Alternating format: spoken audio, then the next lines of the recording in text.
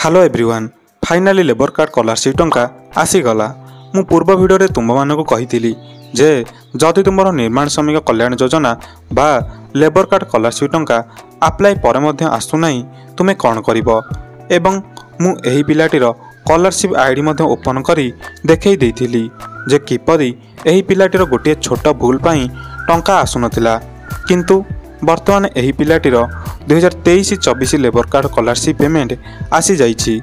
किंतु state scholarship portal रे scholarship status recommended by institute show करुछि।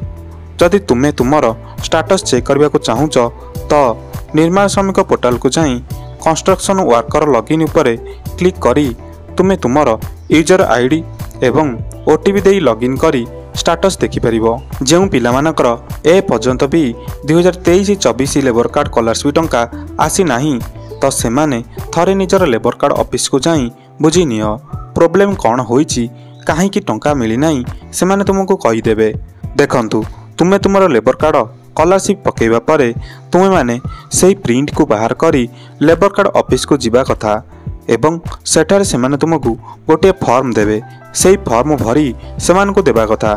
एही काम सब लेबर कार्ड ऑफिस रे हेउ नाही, किंतु तुमे स्कॉलरशिप अप्लाई परे लेबर कार्ड ऑफिस को जणाई देले परे भी किछि असुविधा हेले सेमाने तुमको सहयोग करिवे।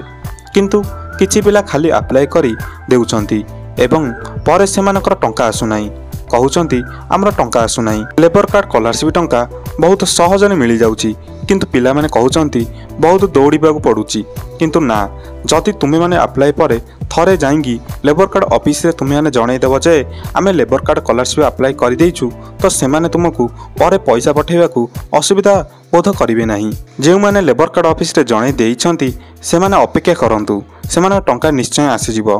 काहे कि ना लेबर कार्ड स्कॉलरशिप भी एका बेले करे सब पिलां को दउनी, धीरे धीरे करी गोटे गोटे पिलां को छाड़ुची तो निज डिस्ट्रिक्ट अनुसार लेबर कार्ड ऑफिस रु टंका आसुची। तो जदि तुम मानकर किछि डाउट रहिला तबे कमेंट करो एवं वीडियो टी को लाइक एवं एमितिका इन्फॉर्मेटिव वीडियो देखिबा पई चैनल टी को सब्सक्राइब करि दियो।